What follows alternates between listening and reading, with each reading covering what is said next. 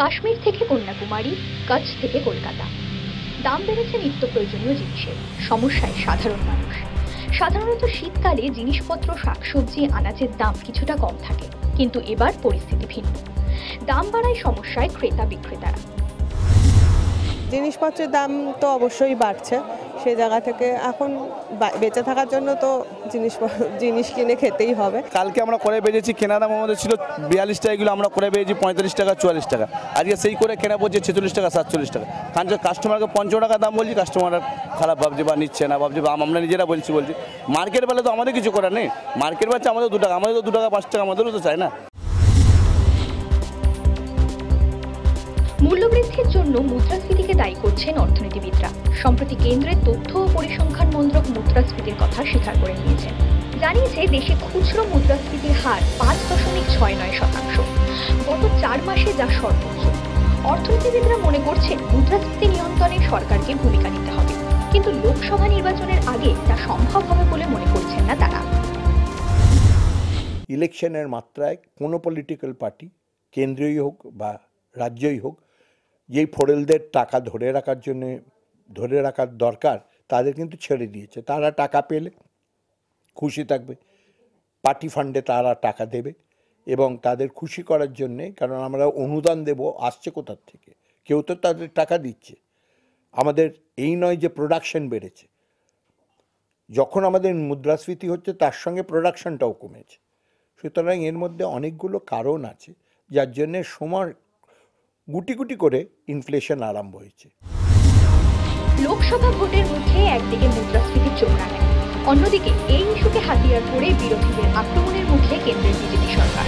অর্থনীতির সর্বনাশ করে নজর ঘোরাতে ধর্ম নিয়ে মাথামাথা করছে বিজেপি।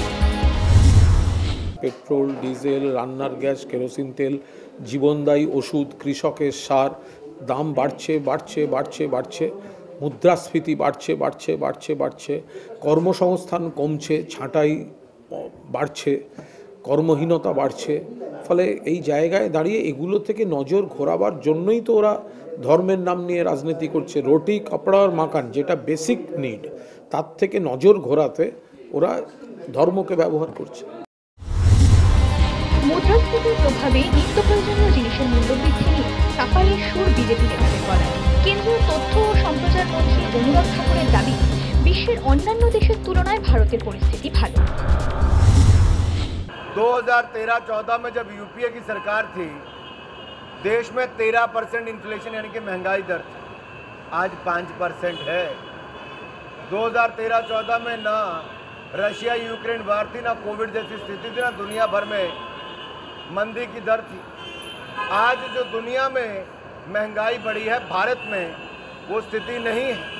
भारत में मात्र 5% महंगाई है, जो दुनिया भर के मुकाबले बहुत बेहतर है। লোকসভার আগে মুদ্রাস্ফীতি নিঃসন্দেহে বেগ দেবে কেন্দ্রের নরেন্দ্র মোদী সরকারকে। মূল্যবৃদ্ধি যে বিরোধীদের অন্যতম হাতিয়ার হতে চলেছে তা বলার অপেক্ষা রাখে না। বিজেপি এই পরিস্থিতিতে কিভাবে সামাল দেয়, এখন সেটাই দেখার। গত কয়েক মাস ধরে এই মুদ্রাস্ফীতির হার ক্রমশ 4 থেকে 6% কাছাকাছি চলে আসছে, যার ফলে বেশ সংকটজনক পরিস্থিতিতে পড়েছে মধ্যবিত্ত পরিবারের মানুষরা। আর এই বিষয়টাকেই কিন্তু কেন্দ্রীয় সরকারের বিরোধীরা অন্যতম হাতিয়ার করতে চলেছে এই লোকসভা ভোটের আগে। ভিডিও জার্নালিস্ট স্বপন দাসের সঙ্গে প্রিয়াঙ্কা আইজভৌমিক, নিউজ টাইম বাংলা, কলকাতা।